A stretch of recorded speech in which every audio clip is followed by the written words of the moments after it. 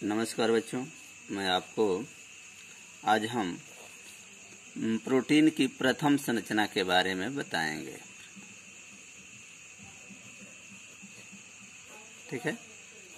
प्रथम संरचना देखिए बच्चे, इसमें होता यह है कि इसमें जो एमिनो अम्ल होते हैं एक श्रेणी क्रम से आपस में जुड़ते हैं। ठीक ना।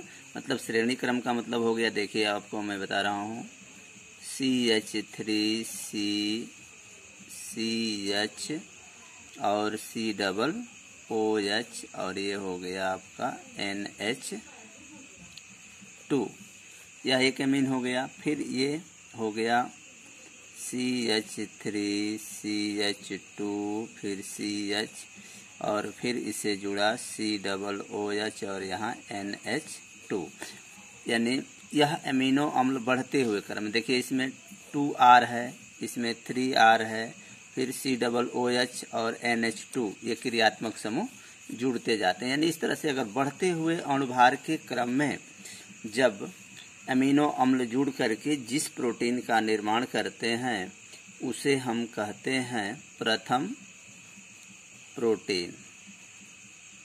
ठीक ना। और ये आपस में जो जुड़ते हैं, ये आपस में ये पेप्टाइड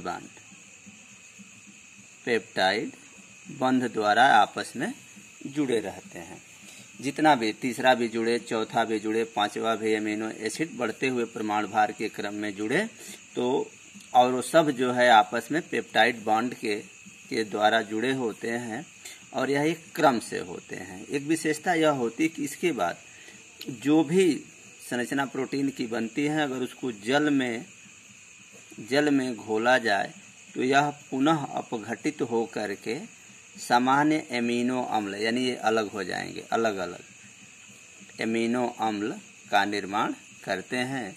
अब जैसे में होता है बच्चे कैरेटीन,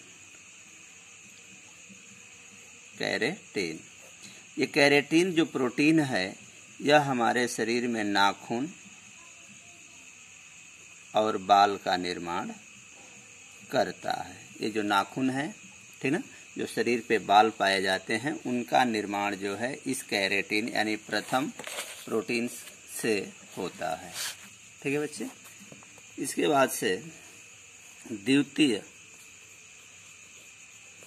संरचना, ठीक है ना बच्चों, ये देखेंगे आप।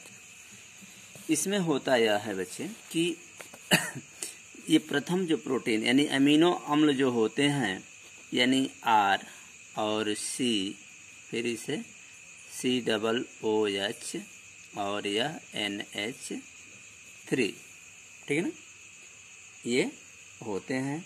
और ये इनमें जो होता है, जो जुड़ने का जो प्रोसेस होता है वह यह कार्बोक्सिलिक और एमीन ग्रुप के बीच होता है। ठीक ना। ये आपस में हाइड्रोजन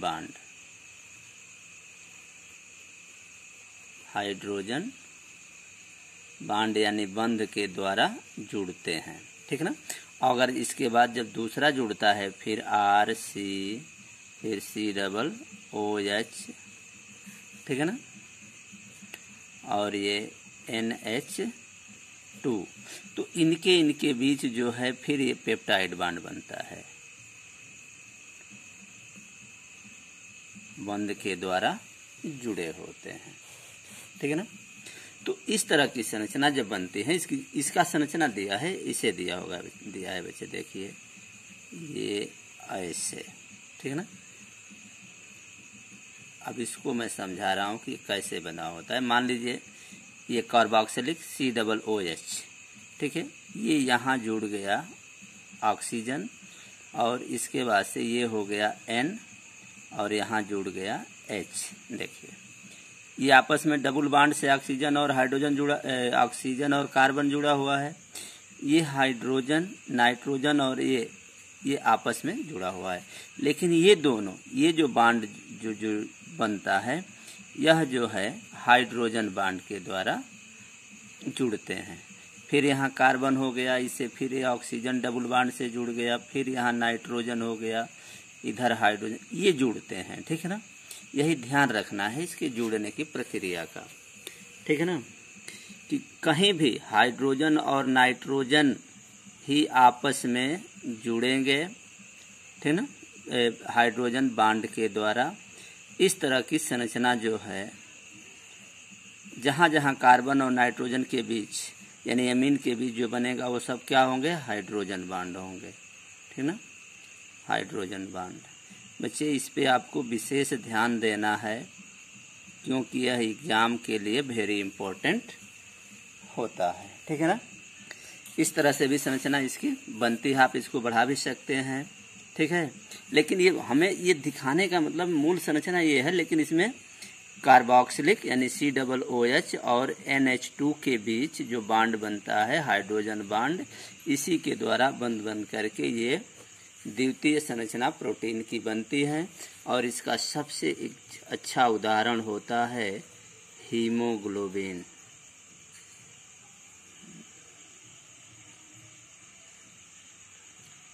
ठीक है बच्चे, हीमोग्लोबिन। और एक चीज़ इसमें और विशेषताएं होती हैं, अब इस चीज़ को मैं समझा देना चाहता हूँ कि ये अल्फा और बीटा दो तरह की संरचना होती है। अब इसको मैं दिखाना चाहता हूँ, देखिए जैसे R, ठीक है, R के साथ जुड़ गया कार्बोक्सिलिक और ये जुड़ गया एमीन, ठीक है ना। तो यह जो है यहाँ से दक्षिणवर्तीय गति जो है ऐसे करता है, ठीक ना, यानी घड़ी के सुई के विपरीत डायरेक्शन में ये गति करता है, तो इसे हम दक्षिणावर्ती, और जब दक्षिणवर्ती मूव होता है तो उसे हम अल्फा प्रोटीन कहते हैं। जैसे मान लीजिए कि इसमें R जो है यह एक पंखा है, मान लीजिए ये पंखा है, ठीक है ना, यहाँ से प्लेट लगी हुई है और यह जुड़ा किसे है, यहाँ धुरी से, यहाँ करंट आता है, ये पंखा जो है यहीं नाचता है, ठीक ना। तो उसी तरह से R जो है यह धुरी का कार्य करता है, एमीन और कार्बोक्सिलिक जो हैं उसके पंखे की ब्लेड का काम करते हैं, जो वहाँ घूमते हैं और उसके घूमने की दिशा क्या होती है, घड़ी के सुई के दिशा में यानी दक्षिणावर्त, ठीक ना। तो उसको हम कहेंगे अल्फा प्रोटीन की द्वितीय संरचना। अगर उसके विपरीत अगर घूमती हैं, घड़ी के सुई के दिशा में अगर घूमती हैं, यानी उत्तरवर्ती अगर यह मूवमेंट करता है उत्तरी दिशा से ऐसे, तो उसे हम कहेंगे बीटा द्वितीय प्रोटीन की संरचना। यही मेन होता है, ठीक ना बच्चे। यह यानी अपने धुरी पर भी ये गति करते रहते हैं द्वितीय संरचना का, ठीक है। Thank you.